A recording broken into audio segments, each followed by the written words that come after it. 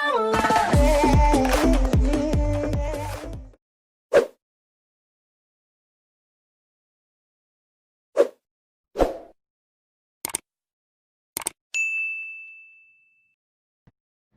everyone! The time has begun! My name is Kat and today gagawa na naman tayo ng panibagong vegan dish.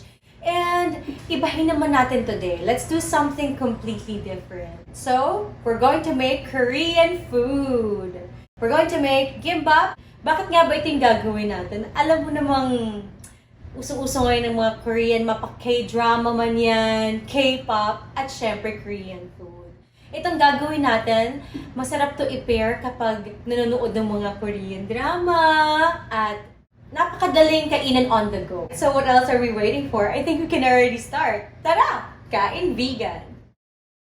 Okay guys, here are the ingredients for our gimbap.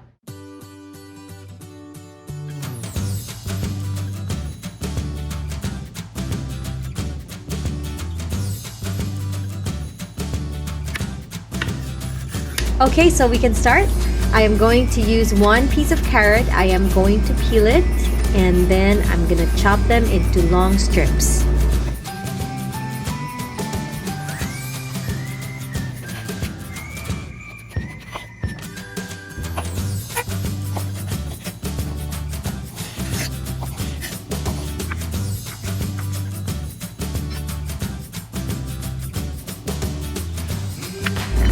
Okay, next I am going to use 3 cucumbers. I just so happen to have the Japanese cucumber, but if you have the normal cucumber, that will do just fine. So I'm just gonna chop it into long strips, just like the carrots.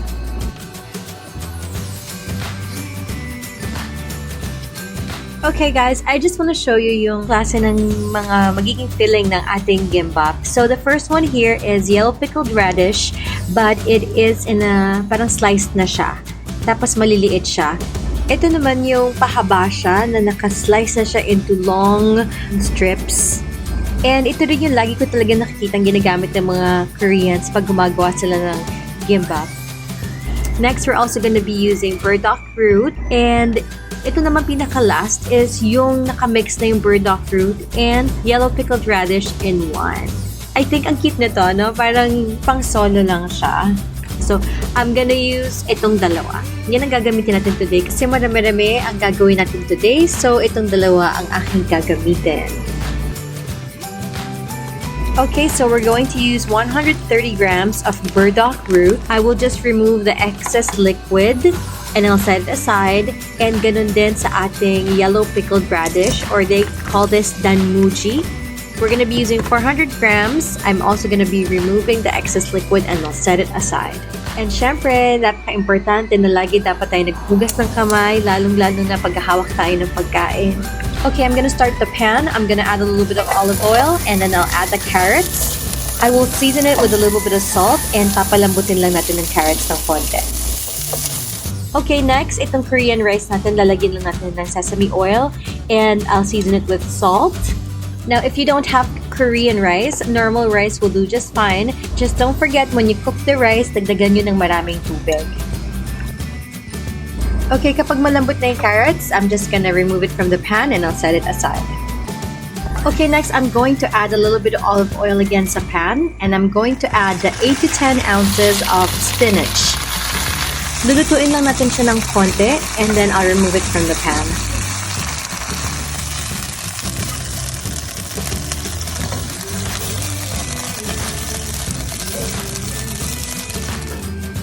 Okay, so gagamit din tayo dito ng sesame leaves. This will give our gimbap a very herby flavor.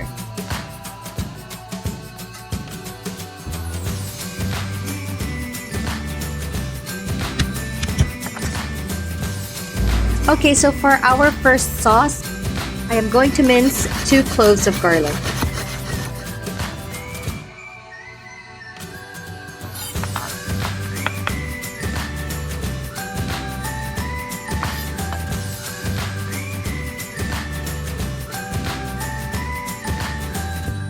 I'm also going to add 1 teaspoon of sugar.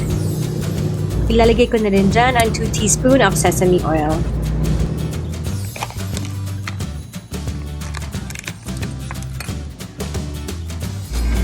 And gagamit din ako ng 3 teaspoons of Korean chili paste or yung tinatawag nilang gochujang.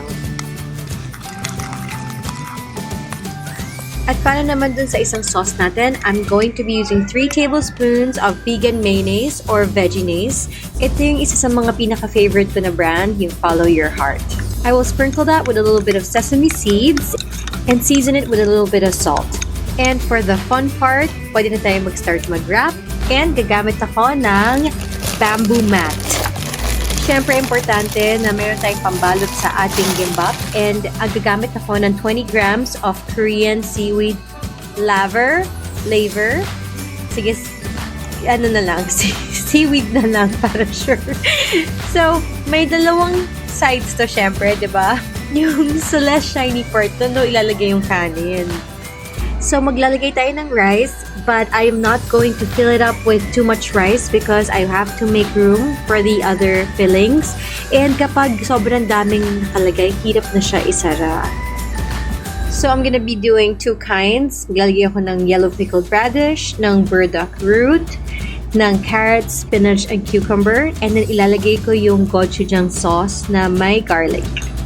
Before talaga, pag gumagawa ako ng gimbap, walang sauce sa loob. Pero for me, it's a little bit too bland. I want something more flavorful. So, tinry ko siyang lagyan ng gochujang with garlic and sesame oil, a little bit of sugar. And simula na natikman nila, they would always ask me, ano yung parang red stuff sa loob? Ang sarap kasi daw, parang matamis na may pagka spicy. So, ayan, nagustuhan naman nila. That's why every time I make, nilalagyan ko na siya ng ganyan. Okay, so let's make another one. Ito naman yung ibang flavor. I'm gonna put some rice. So now, instead of spinach, papalitan ko naman siya ng sesame leaves. Then, ilalagay ko yung ginawa ko na mixture kanina ng vegan mayonnaise with sesame seeds and a little bit of salt. Then, maglalagay lang tayo ng mga fillings natin na pickled radish, carrots, burdock root, and cucumber. Tapos, i-wrap lang natin siya. Na ngayon, pag ni-wrap natin siya, bawat ikot, sisikipan natin siya para talagang tight na tight yung pagkabalot natin. And lastly, I'm just gonna brush it off with some sesame oil. I think this is also for kapag sinlice mo siya, hindi siya maging dikit-dikit. And kapag nag-sprinkle ka ng sesame seeds, hindi siya mahulog.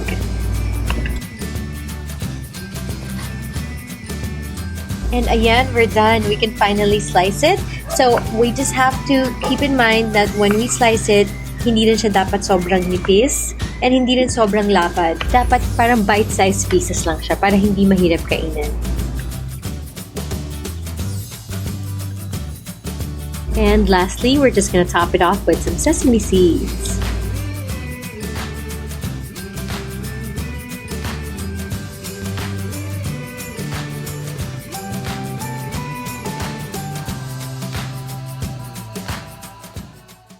Ang saya!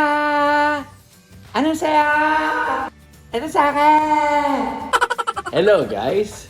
Siyempre, dahil medyo in talaga ngayon dito sa Pilipinas ang mga K-pop, mga K-drama, kailangan may K ka rin sa gagawin mong dish.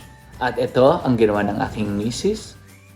At kung mapapansin ninyo, meron kaming kasama. Gift yun ni Sandara sa amin, nung kasal namin. Ito si wifey, ito ko. Ayan, kapag ganyan, wala raw nangyari. Kapag may something daw kayo na gagawin, sabi, kailangan daw magkaharap. So, ayan, dahil kumakain tayo, ganito lang muna. Okay? So, amoy pa lang. So, game.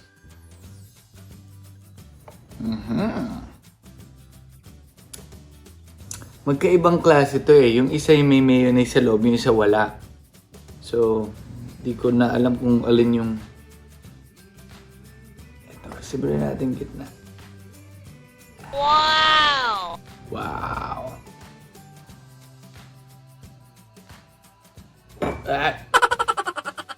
Then, display lang to. Kasi uso lagi ito sa mga Korean novela. So, let's eat. Gusto ko konting anghang pa. Ito rin yung sauce na ginamit.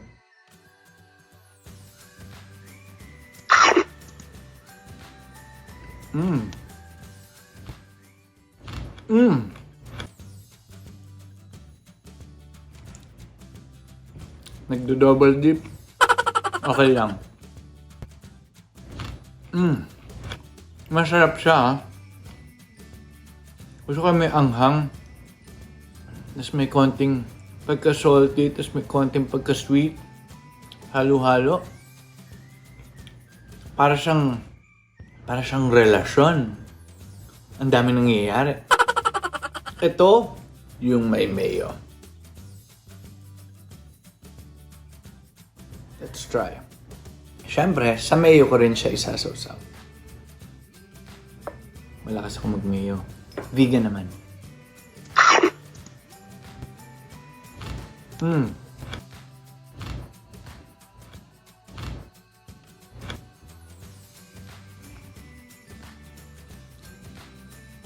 Iba naman yung style na to. Medyo herby. Nasa may mga herbs. Dahil ata yun dun sa, anong dahon yun? Sesame leaf. Yun. Masarap din siya. Pero parang, ang gusto ko gawin, pag-mix pa. Kasi ako si Mr. Mix dito. So ito, yung unang ginawa ni Kat, na meron ito, try ko naman lagyan din ito.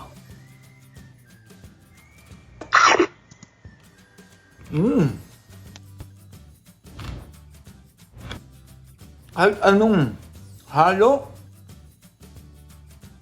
pwede. Masarap siya. Ang sarap nito kainin, feeling ko talaga habang nanonood ng mga Korean novela. Ang sarap. Saka pwede rin ito yung kapag nasa biyahe kayo, sa sasakyan, yun lang, kakamayin mo lang. Ang sarap. Kaya masabi ko lang sa aking asawa, sarang. Dahil dyan, mamaya,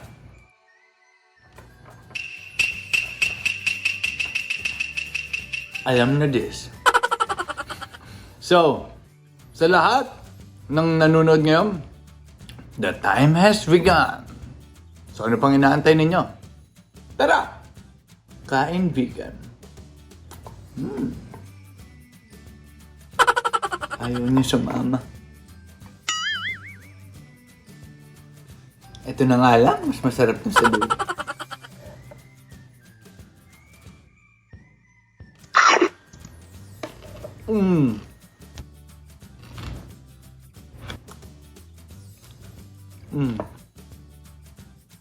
Guys, I'm telling you, kailangan nyo talagang gawin to. Sobrang sarap at saka ito yung isa sa mga ginagawa ko dito sa bahay na hindi nagtatagal. Meaning, ubos talaga lagi. Even if I make by batch, hindi talaga, ubos siya. Dapat yata ang tawag ito, disappear. Kasi ang bilis maubos talaga, ubos na ubos. So, again, as I said, even if, for example, wala kayo ng some of the ingredients that I used, pwede kayong mag-customize to your own taste, liking, or kung may gusto kayong vegetable na ilagay. Go ahead, feel free to experiment and try it out, right? Again, before we end the video, I want to thank everyone na nag-leave ng mga comments and suggestions sa aking video. Thank you guys so much. And please don't forget to subscribe and click that bell button if you want to see more of my video. So, because the time has begun. Time vegan.